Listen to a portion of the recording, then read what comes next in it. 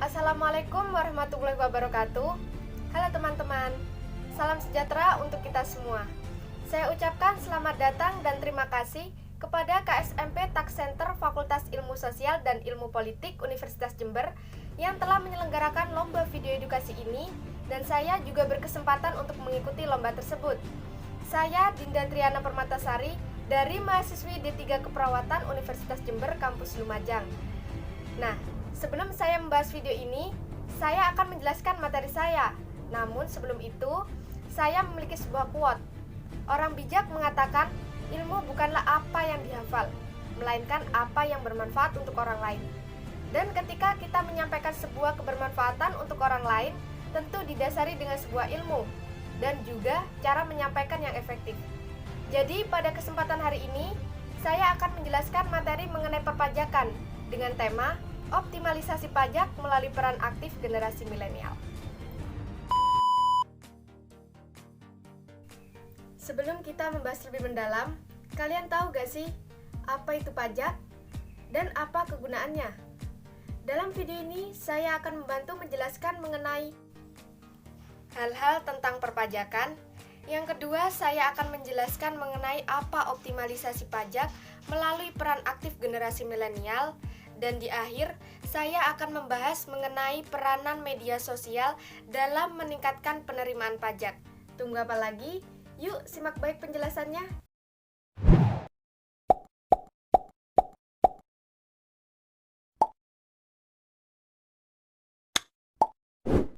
Presiden Joko Widodo kembali menggelar rapat terbatas atau ratas mengenai reformasi perpajakan dengan tujuan untuk meningkatkan daya saing ekonomi.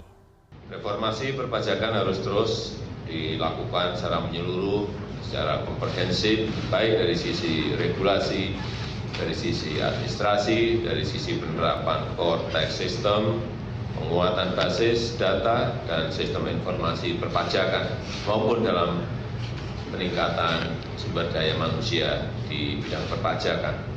Sehingga negara kita bukan hanya memiliki sistem pemungutan pajak yang terpercaya, namun juga memiliki sistem administrasi perpajakan yang lebih efisien, terintegrasi, dan tidak kalah pentingnya selalu update dengan perkembangan teknologi informasi. Kata pajak mungkin pernah kita lihat dan dengar di berita televisi maupun media elektronik. Tapi tahu gak arti sebenarnya apa? Jika didefinisikan, pajak adalah kontribusi wajib kepada negara, terutang oleh orang pribadi atau badan yang bersifat memaksa, berdasarkan undang-undang dengan tidak mendapatkan imbalan secara langsung, dan digunakan untuk keperluan negara bagi sebesar-besarnya kemakmuran rakyat. Jadi pajak itu sifatnya wajib dan memaksa, lalu dikumpulkan ke negara untuk kemakmuran rakyat. Secara umum, pajak terbagi menjadi dua bagian, yaitu pajak pusat dan pajak daerah. Pajak pusat merupakan pajak yang dikelola oleh pemerintah pusat, dalam hal ini Direktorat Jenderal Pajak, seperti pajak penghasilan atau PPh, pajak pertambahan nilai atau PPN, pajak penjualan atas barang mewah atau PPNBM, pajak bumi dan bangunan sektor lainnya, dan bea materai.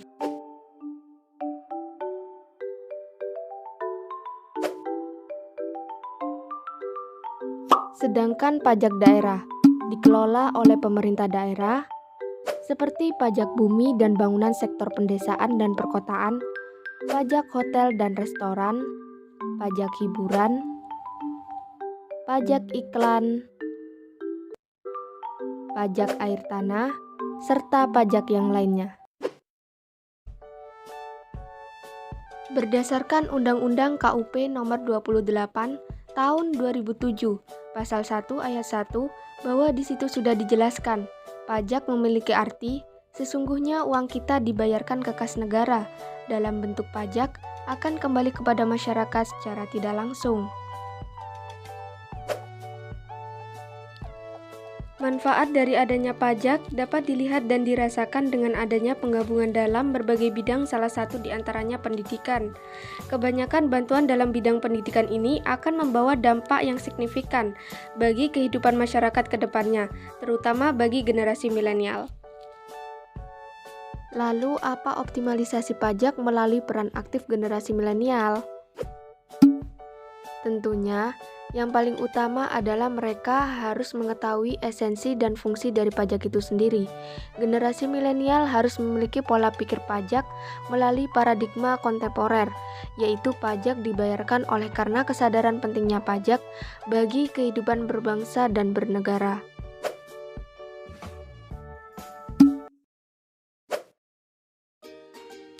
Saat ini, kita hidup di era serba digital, dan segala perkembangan informasi yang ada bisa kita ketahui secara cepat hanya melalui smartphone di genggaman kita.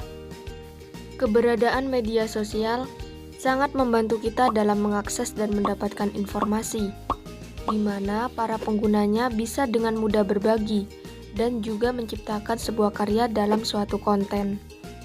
Di era saat ini, semua kalangan tentunya sudah sangat akrab dengan media sosial.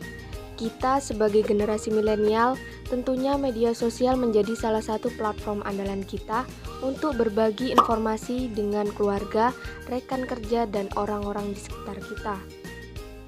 Dan media sosial ini tidak hanya berfungsi sebagai media untuk saling berbagi antar individu atau kelompok, melainkan sebagai sumber informasi penting bagi masyarakat.